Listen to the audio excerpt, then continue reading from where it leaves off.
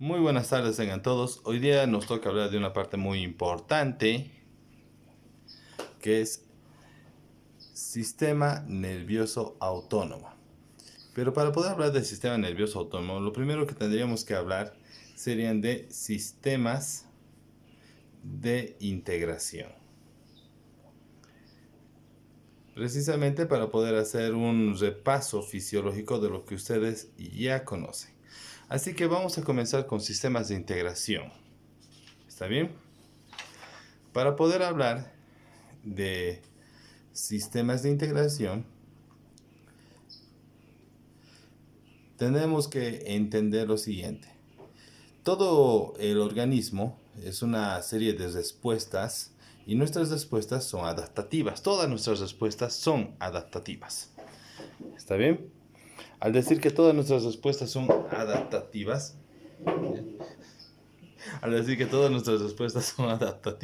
estamos hablando que hay un sistema que es una respuesta. Hay unas respuestas que son a largo plazo,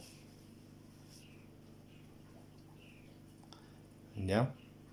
Hay una serie de respuestas que son a largo plazo y hay otra serie de respuestas que son respuestas a corto plazo. ¿Está bien? Entonces hay una serie de respuestas que son respuestas a largo plazo y hay una serie de respuestas que son respuestas a corto plazo. Estas respuestas a largo plazo normalmente son llevadas a cabo por lo que es el sistema hormonal. Sistema hormonal. Recordemos que el sistema hormonal está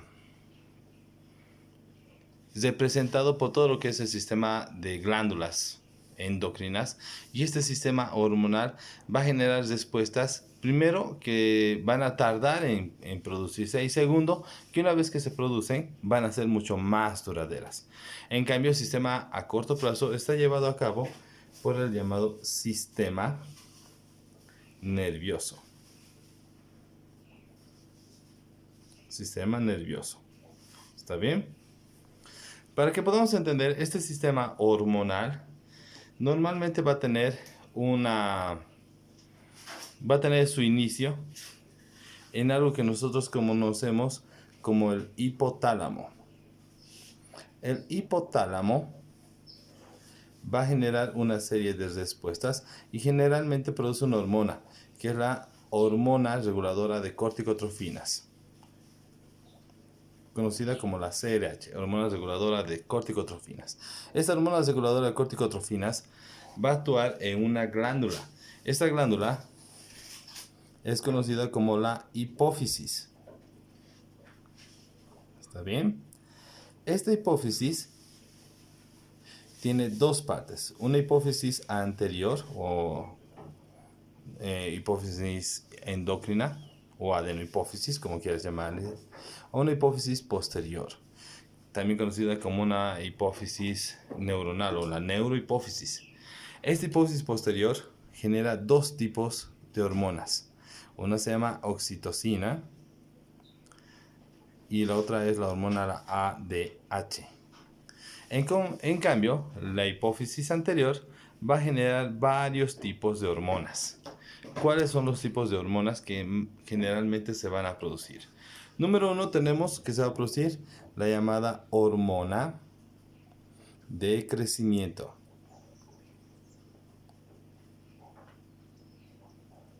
Hormona de crecimiento, listo. Esta hormona de crecimiento está encargada de que vayamos a crecer en tamaño, en longitud y también para los procesos de reparación del organismo. Luego se van a producir la FSH y la hormona LH, folículo estimulante, y la hormona luteinizante. Luego se va a producir otra hormona que se llama la prolactina. ¿Ya? Prolactina. Vamos a ver, prolactina. ¿Está bien? Está la prolactina. Luego tenemos que se va a producir una que es la TSH. La TSH, hormona tiroestimulante, es una hormona intermedia, porque lo que va a hacer es estimular a una glándula que es la glándula tiroides. Y esta glándula tiroides, ¿ya? Esta llamada glándula tiroides va a producir dos elementos, que son la T3 y la T4. T3 y T4, que están a cargo de toda la parte que es metabolismo. Y luego se va a producir una hormona más, ¿ya? Esta hormona es conocida como la ACTH. ¿Está bien? Aquí vamos a poner la ACTH. Esta hormona, ¿ya? Estimula a lo que es la corteza de la glándula suprarrenal. Corteza de la glándula suprarrenal. Importante, ¿por qué? Porque la corteza es endocrina, pero la médula es hormonal. Pero la médula es nerviosa. Esta médula es nerviosa. ¿Está bien? Entonces, la estimulación de la ACTH hace que la corteza de la glándula suprarrenal, ¿ya? La corteza de la llamada glándula suprarrenal, perdón, esta glándula suprarrenal va a producir tres componentes. Primero, cortisol, que es un glucocorticoide. 2-aldosterona. Y por último va a producir los llamados esteroides sexuales. ¿Está bien? Esteroides sexuales. En cambio, la médula de la glándula suprarrenal va a producir catecolaminas. Catecolaminas. Va a producir catecolaminas. ¿Está bien? Entonces, el primer sistema de respuesta es un sistema de respuesta a largo plazo. Ahí tenemos que, por ejemplo, el hipotálamo va a producir la CRH. La CRH va a estimular la hipófisis. Y entre la hipófisis anterior y la hipófisis posterior, lo más importante es la estimulación de la hipófisis anterior. La hipófisis anterior produce varios tipos de hormonas, como son la hormona de crecimiento, la FSH, la LH, la prolactina, TSH y la ACTH. Y tenemos dos hormonas que son intermedias, como sea la TSH y la ACTH. La TSH, también conocida como hormona tiroestimulante, estimula la glándula tiroides para producción de T3 y T4. En cambio que la ACTH estimula la corteza de la glándula suprarrenal para producir cortisol, aldosterona y esteroides sexuales. ¿Está bien? La ACTH no estimula a la médula. La médula es productora de catecolaminas y va a ser estimulada por el sistema nervioso. ¿Está bien? En el sistema de respuesta a corto plazo está dado por el sistema nervioso. Ahora, el sistema nervioso está compuesto de dos partes. ¿Está bien? Dos partes. Una parte, ¿ya? Una parte que es aferente. Ya, aquí vamos a aferente. Y la otra parte, ¿ya? Que es eferente. La otra parte que es eferente. ¿Está bien? Muy bien. Entendamos que la parte aferente, ¿ya? Significa que vas a recibir estimulación. Entonces, básicamente, aquí tenemos que va a ser toda la parte sensitiva. Esta es la parte sensitiva. En cambio, la parte eferente se encarga de todo lo que es respuesta, motricidad. Entonces, aquí tenemos que toda la parte eferente es motora. Hasta ahí estamos todos claros. Excelente. Muy bien. Entonces, estamos hablando de que tenemos un sistema nervioso, ¿ya? Tenemos un sistema nervioso y este sistema nervioso motor, aquí vamos a poner entre paréntesis, motor, ¿ya? Va a tener, que es el sistema eferente, va a tener una parte que es voluntaria, y va a tener toda una parte que va a ser involuntaria.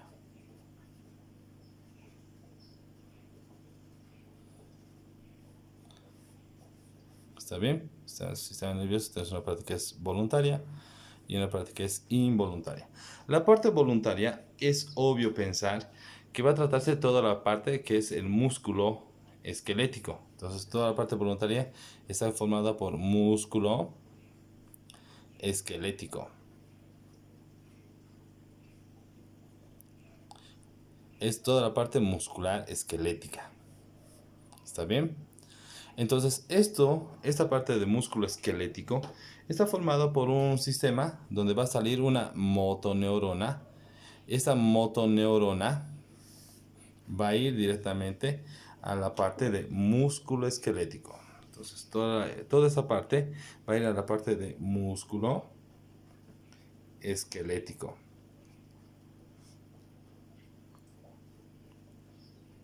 Músculo esquelético. Perfecto. Esto es una neurona. Detalles tal vez que nos interesaría conocer o nos interesaría recordar. ¿Ya? Tú tienes acá, ¿ya? Que tenemos la médula espinal. Entonces, en esta médula espinal, ¿ya? Tenemos algo que se llama el asta, ¿ya? Este es el asta posterior, ¿ya? Y esta de acá es el asta anterior.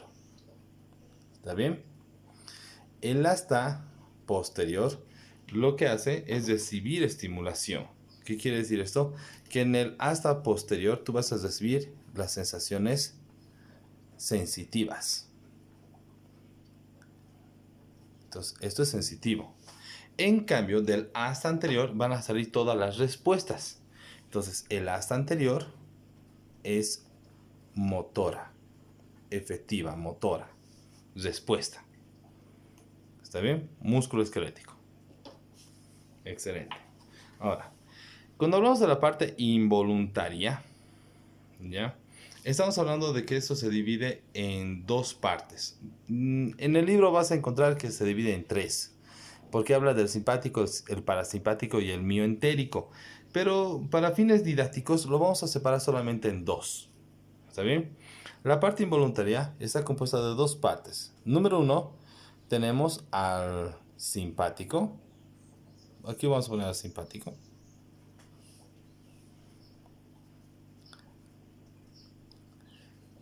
Y número 2 está compuesto por el parasimpático. Aquí vamos a poner parasimpático. ¿Está bien? Simpático y parasimpático. Muchos piensan que simpático y parasimpático son antagonistas y la verdad es que no es cierto. Ambos sistemas no son antagonistas. No es que uno eleva, el otro baja. Se ha podido descubrir en muchas ocasiones y en varios sistemas que ambos sistemas pueden estar funcionando al mismo tiempo en el mismo órgano. Entonces se considera que sus acciones actualmente son complementarias. Ahora bien, ¿cuál es la diferencia entre el músculo esquelético y el parasimpático y simpático? Es que este es involuntario, nadie controla las acciones. Nadie puede controlar las acciones del simpático ni del parasimpático. Del músculo esquelético puedes controlar todas las que quieras. De simpático y parasimpático no. Entonces, lo primero que tenemos que entender es que tanto simpático como parasimpático es un sistema que está formado por dos neuronas, un ganglio. Entonces vamos a poner acá, simpático y parasimpático tiene dos neuronas, un ganglio. Entonces acá vamos a dibujar. ¿Ya?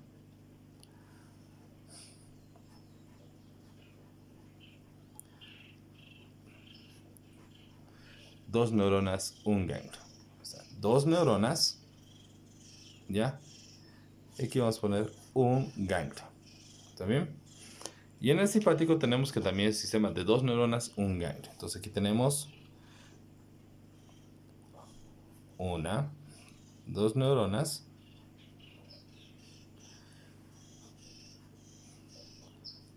un ganglio.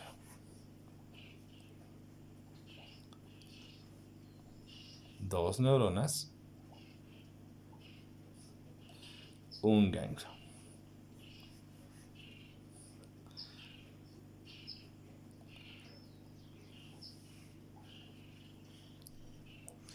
Ahora, hay un detalle que quiero aclarar.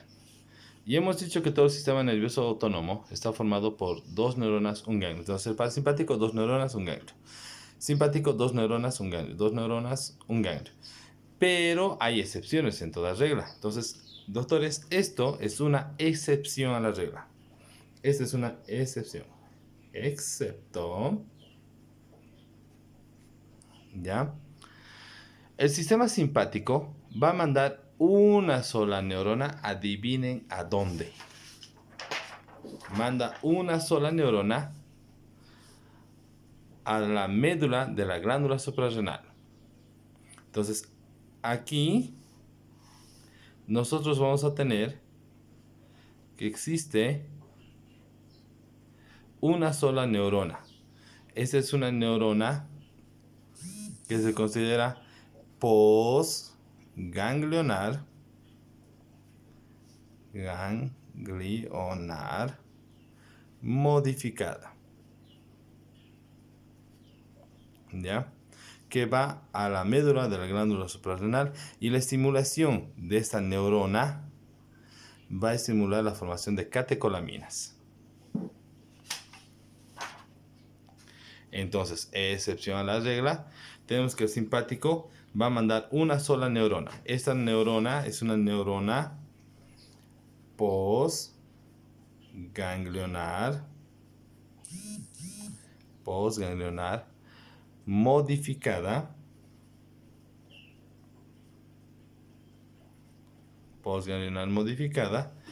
que va a ir a dónde? Que va a ir directamente a estimular la médula de la glándula suprarrenal para la estimulación y la formación de catecolaminas. Muy bien, primera excepción a la regla. Ahora, sigamos analizando. Si te das cuenta, tanto el simpático como el parasimpático son dos neuronas y un ganglio. Si podemos notar ciertos detalles, vamos a poder notar que las neuronas del sistema parasimpático son largas, ¿ya? La preganglionar es larga, la postganglionar es corta. En cambio, en el simpático, la preganglionar es corta y la postganglionar es larga. Entonces, detalles que deberíamos saber. Eso es fisiología. Y algo de anatomía también, perdón. La neurona, esta es una neurona, ¿ya? Es una neurona preganglionar. Aquí está la neurona postganglionar. ¿Está bien? Neurona preganglionar, neurona postganglionar. ¿Está bien? Esto tiene su ubicación de esta forma porque estas anatómicamente son de ubicación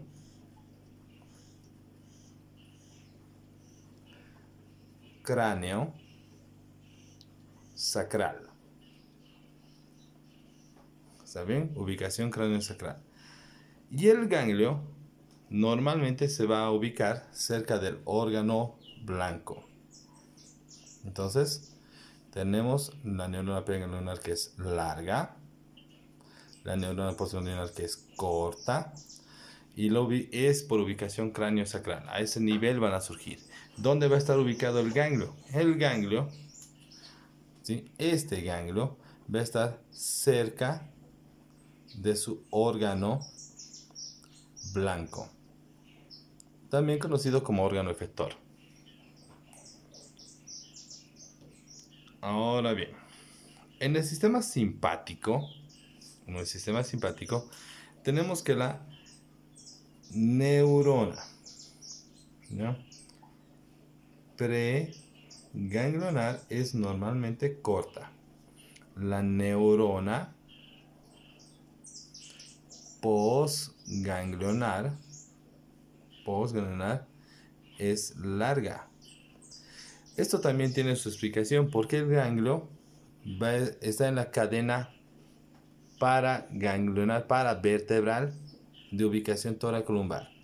Entonces, esto está en la cadena ganglionar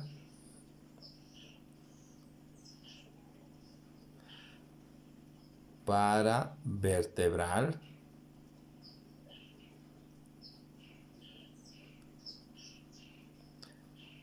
tóraco-lumbar. ¿Está bien? Ahí está ubicado el ganglio. Por eso la neurona preganglionar es más corta, la neurona postganglionar es más larga. Esto es a nivel tóraco-lumbar. Muy bien. Ahora sigamos. Hablemos de algo que es muy interesante. Siempre resulta ser muy motivante. Y es de neurotransmisores. A ver. Vamos a hablar de neurotransmisores.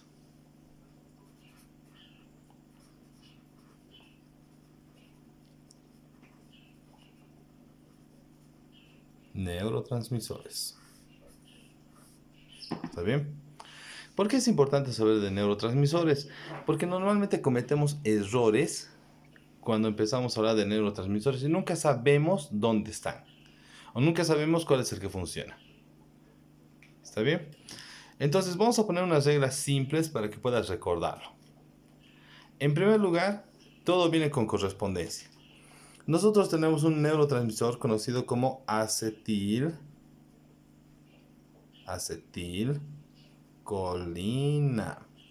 La acetilcolina se abrevia ACH.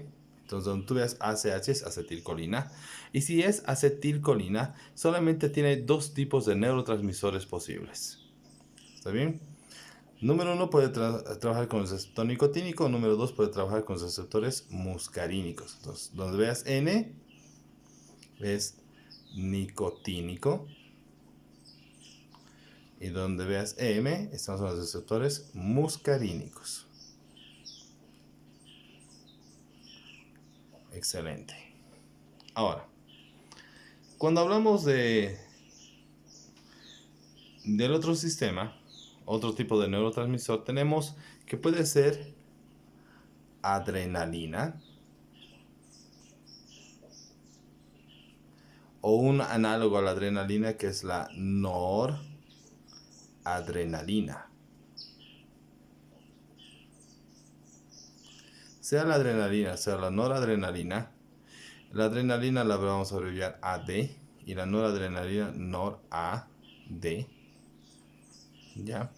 Cualquiera de los dos va a funcionar con receptores que sean alfa, beta o de dopamina.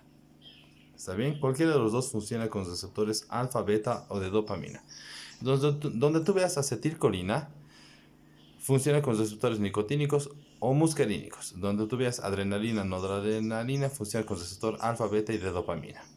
¿Está bien? Excelente. Sigamos. Volviendo al mapa. A ver.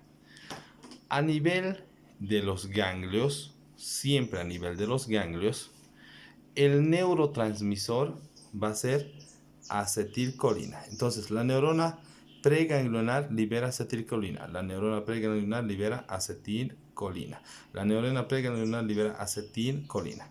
Entonces, el receptor a este nivel, en el 99% de los casos, va a ser el receptor nicotínico. Receptor nicotínico. Receptor nicotínico. ¿Está bien? Entonces, receptor nicotínico. Muy bien. A nivel postganglionar, ahí vienen las diferencias. A nivel postganglionar, ahí viene la diferencia. ¿Está bien? A nivel postganglionar, en el sistema parasimpático, comencemos con el parasimpático. A nivel postganglionar, el neurotransmisor es acetilcolina. ¿Está bien? Entonces, normalmente el receptor va a ser muscarínico. ¿Ha quedado entendido? Ahora, aquí viene la parte donde los puede confundir un poco. En el músculo esquelético utiliza también acetilcolina y los receptores son nicotínico muscarínicos. O sea, tiene los dos tipos de receptores. Entonces, lo que estimula al parasimpático puede terminar estimulando al músculo esquelético también. Entonces, eso hay que tomarlo muy en cuenta. Entonces, el sistema parasimpático en la neurona postganglionar utiliza acetilcolina y el receptor es muscarínico. Entonces, como utiliza acetilcolina, a este sistema parasimpático también se le ha llamado colinérgico.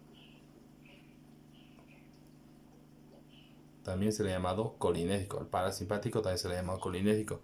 Entonces, se le llama al neurotransmisor colinérgico, receptor colinérgico, sistema colinérgico.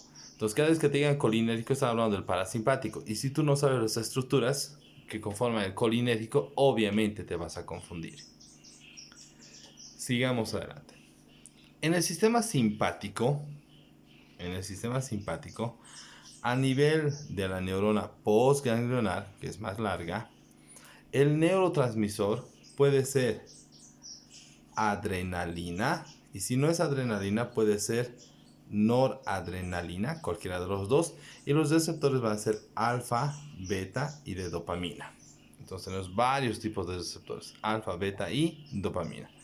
Como este sistema utiliza adrenalina, utiliza noradrenalina, adrenalina o noradrenalina, a este sistema simpático también se le ha llamado adrenérgico.